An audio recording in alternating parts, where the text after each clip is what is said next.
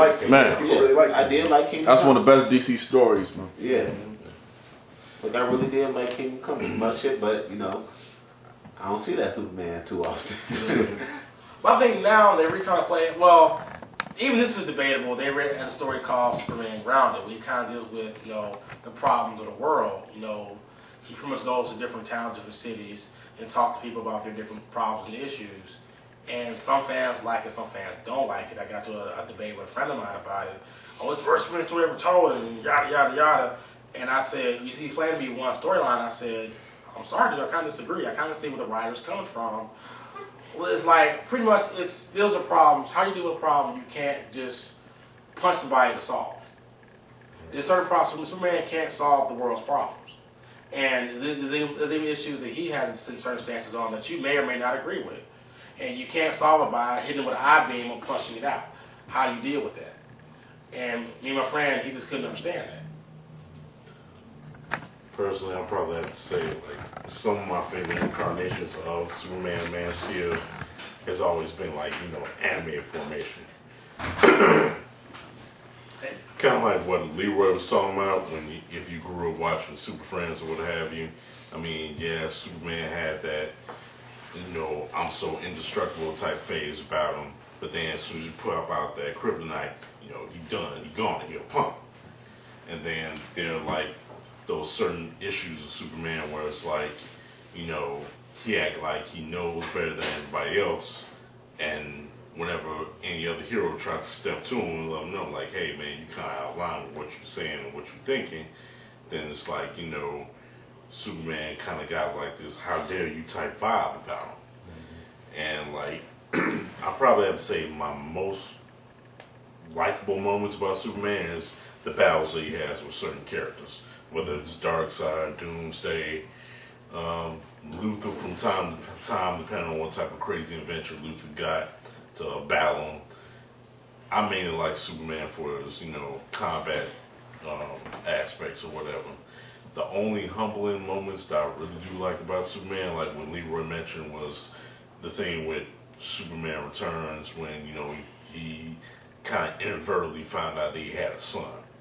And like, kind of like that speech that he gave him near the end of that movie, it was the same speech that Marlon Brando as Jor-El gave him in the first Superman movie. It's kind of like, hey, you know, I ain't know you here, I ain't know you was gonna happen, but I'm here for you. That's what he's pretty much saying in so many words. And that was like a real, you know, delighted, humbling moment that I saw as far as Superman goes. I mean, there are points in times he can be a little bit more humble. I would say when he's Clark Kent, that's when he's his most humble, because, you know, he's starting to realize that the more he deals and, you know, socializes with regular people as Clark Kent, he kind of sees what other individuals have going on. But when he's Superman, he does kind of have that know-it-all aspect that can sometimes be annoying. Like, I'd probably say some of my favorite Superman moments, which again I say are animated, was when he battled Doomsday in Justice League series, and when he battled Darkseid at the end of Justice League Unlimited, and some of the main battles that he had in the Superman animated series. Those were some pretty brutal and intense fights. And then when you have like some of the DC movies like Superman, Batman, Apocalypse, sure, there was that moment where Darkseid was handed to him through half of that fight. Yeah. Hot, and look at this fool. But however though, you know, Superman, you know, makes it realize like, hey, I mean, there are points in times where he does proclaim, I'm not the greatest at what I do, but, you know, I'm going to do what I can to save everybody that I care for. Whether it's, you know, another family member or every single man, woman, and child on planet Earth, although he's not from here. By him coming to a world and realm that is not of his, and he slowly and surely embraces it, I can give some type of notoriety for that. I mean, you know, you don't have to do what you have to do because you're not from here, but there are some who appreciate that. One other aspect that I find annoying as far as Superman goes is that of the live action aspect. Prime example, Smallville. Now, when I first started watching Smallville, I was kind of like weary about it because, like, it was on WB. It was on around almost the same time when you had shows like Dawson's Creek and One Tree Hill and blah blah blah. I like chicken. When you had stuff like that on, I was like, I don't know about this. But after sitting and watching the first few episodes of the first season, I was like, okay, this ain't half bad. So I, generally became a fan eventually. By the time we got to season 6 or 7, I'm like, all right, y'all, enough is enough. Hater. Put the man in the suit, have him do the damn thing, have him battle Lex Luthor one good time, depending on what you're doing with Luthor, and get it over with. Would the suit really work in the show though? Yes, because that show has jumped the shark so many I times. mean, I don't really know, but I'm like, I haven't really watched the show. Let me explain to you. Like, the show started off, like, the first 3 or 4 seasons, like John said, was pretty good. You know what the term jump the shark means? I mean, you jump over the shark. But you know what it means. Okay, it comes from the show Happy Days.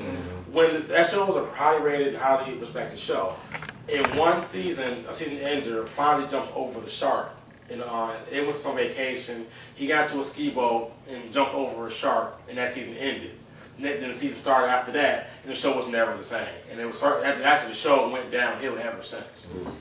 Smallville jumped the shark not only once, not twice. It jumped the shark, over the shark, circled the shark, flipped the shark over, threw it in space, and caught it back over again. Piss the shark off, huh? Yes, it's like they've done so many goofy things. It's like, at this point, put on the damn suit. I mean, I'm like, really? It got to the point it just got silly. Like, Lana became from the love interest to Lex Luthor's wife to a Wonder Woman, to the point now she has like kryptonite blood. She can't go near Clark. Yeah, it's stupid. What? See, Right. exactly. Right. Yes, I'm not making this up. It's so retarded. It's like, at this point, put on the suit. Because the producer said in the beginning of the show, no tights, no flights. There's been flights already. Wait a minute. I've seen Green Arrow and You seen all the other heroes. I've seen all the heroes in their costumes. But they said Superman with Clark Kent, no tights, no flights. And we're all calling bullshit. Right. This show has jumped the shark so many times. At this point, just throw it on and call it a day. And end the show. And they're claiming at the end of the show he's going to put on a suit. And to me, it's gone overboard so far. It's like, you should put the suit on probably 4 seasons ago. And it would have made a difference. Right. Because everything's gotten so far-fetched. Those first 4 or 5 seasons weren't bad. But I think it really... They started losing ideas, huh? Not sure what they can do with the... Losing ideas, bad decisions, like worse than Heroes. Not how Heroes kind of like, I don't think nothing's worse than Heroes. No, Smallville worse than Heroes. Nah, I don't know. Smallville worse than Heroes. Yeah. Trust me. Yeah. But see, Smallville Heroes worse is still on air. No, it's not. No, Heroes it's got No, it's canceled. not. Are they canceled? Yeah. You hear it got canceled. Heroes been canceled. Heroes been canceled. No, I'm not talking about Heroes. I'm talking about Smallville is still on the show. But it Heroes doesn't mean got it's canceled. good. It jumped the shark so many times, but for some reason people are still watching it. And it gets to the point you just start scratching your head like, wait, guys, really? And it's gotten that bad. And it's like, you've seen like Cyborg, Doomsday, Green Arrow, Aquaman. Who else popped up on the show? Flash. Wait, Doomsday was in it? Hawkman. Yes, Hawkman. Wait, In Black costume. Canary. The Jazz Sands popped up. Doomsday was in it? Yes. Yeah. Brainiac popped up. Brainiac. Smallville, Doomsday. In Smallville, yes. Every character from this mythos, from the comic books, Zod. Zod popped up. Yeah. At this point, put on Wait, the where's Legion? Did Legion popped up too? Yes, they did. Oh my God. Yes! I'm not making this up.